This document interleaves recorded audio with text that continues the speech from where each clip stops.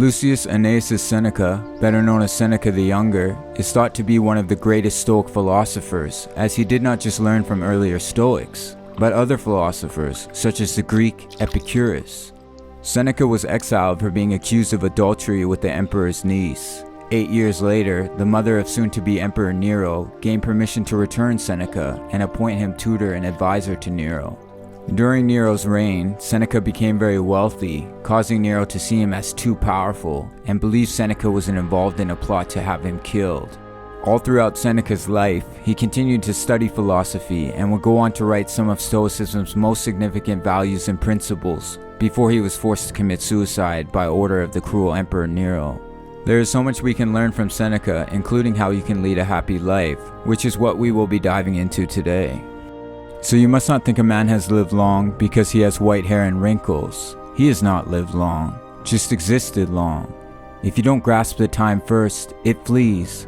And even if you do grasp it, it will still flee.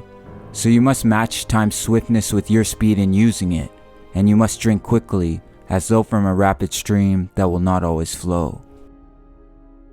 When we're young, we tend to think we have so much time to live and figure things out. However, if you look into your past, it probably feels like it went by in the blink of an eye.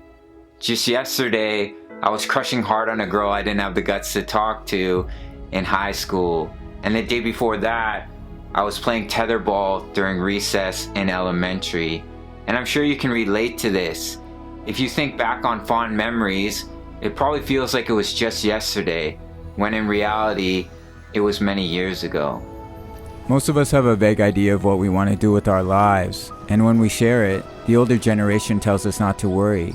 You have so much time to figure it out, they say. And then blink, you're 30. Blink, blink, you're 50. In a way, they're correct. You do have time, but only if you take full advantage of that time. If you invest that time into your goals, having a list of great purpose is what pulls you forward in your life. In the United States, only 10% of people set goals. Only 10% have clear vision of what they want and have put it down on paper. And 3 to 10% of that 10% own 90% of the world's resources. That's the incredibly mind-blowing power of setting goals and being very intentional with our time. We are hardwired to feel happy when we are progressing in the right direction. When you don't have direction, your life feels empty. Other people use you towards their purpose. You simply become a cog in the machine of society. You see, people who don't have goals and don't have clear intentions end up working for the ones who do. Your purpose is what makes those bad days not seem so daunting. Without it, a lousy day consumes you. A rough month keeps you down for ages, and a tough year keeps you down for many more.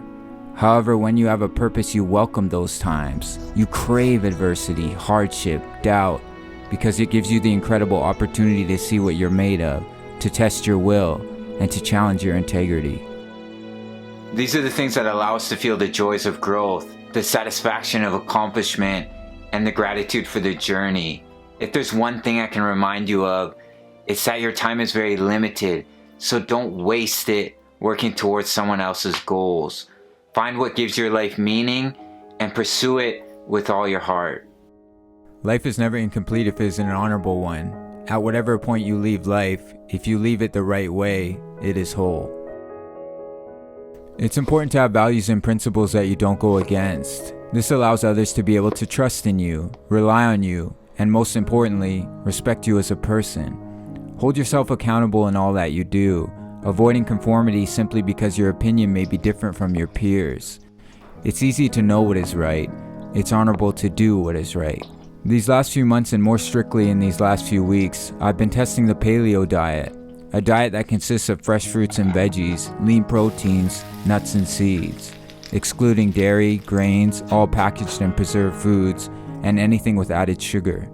4 days ago I caved and had a box of KD. It wasn't so much that I cheated on the diet that bothered me, but that I damaged my integrity.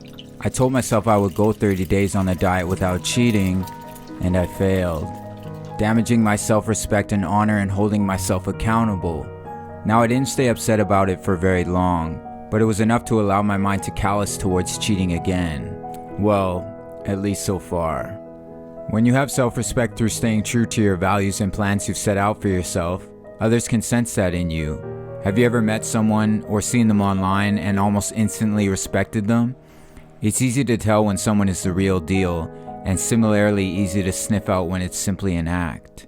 I absolutely love the way Joe Rogan puts it, and I'm just paraphrasing this, but he says, be the hero in your own movie. Stop thinking about your faults and hardships and do what the hero in your movie would do right now. Do those things and stop defining yourself by your past failures. We shall prevent ourselves from becoming angry if we repeatedly place before our eyes all of anger's faults and form a proper judgment of it. It must be tried before the jury of our own hearts and found guilty. Its faults must be searched and dragged out into the open in order to reveal its true nature. It should be compared with the worst evils. Seneca reminds us that anger is a weakness. It reveals that we are a slave to the emotion. When we act out of anger, we usually end up with regret. We're acting out of a lower level of consciousness that doesn't align with our higher, more rational selves. Being mindful of when your anger arises is what puts you back in control. There is no more reliable proof of greatness, writes Seneca, than to be in a state where nothing can happen to make you disturbed. So next time someone pushes your buttons, whether it's your partner, boss, or whoever it is that pisses you off, recognize the feeling it's giving you and do your best to let it go. Think rationally about how you can approach it without getting angry. Maybe it's better to just not engage. The best way you can respond to someone who is trying to upset you is to not get upset. Observe their reaction and you will see their true intentions. Anger stems from things like hatred, envy, jealousy, and greed. All these are evil and destructive traits. Anger is no better than these and should be put in the same category. It's just one of those emotions that doesn't really solve anything. The more control we have over it, the better our lives will become. We must go for walks out of doors, so that the mind can be strengthened and invigorated by a clear sky and plenty of fresh air. At times it will acquire fresh energy from a journey by carriage and a change of scene, or from socializing and drinking freely. Occasionally we should even come to a point of intoxication, sinking into drink but not being totally flooded by it, for it does wash away cares, and stirs the mind to its depths, and heals sorrow just as it heals certain diseases.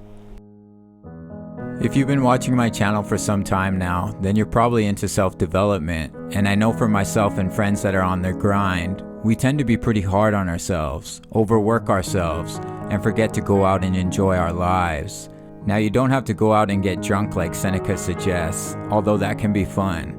Just spend some time each day doing something that doesn't involve work or side projects. Hang out with friends, walk in nature, allow your mind to be at ease and clear. Sometimes that's when the best ideas come. Try unplugging from technology, going out for a few hours without your phone. You may discover something new about yourself, or you might just discover how addicted to it you are.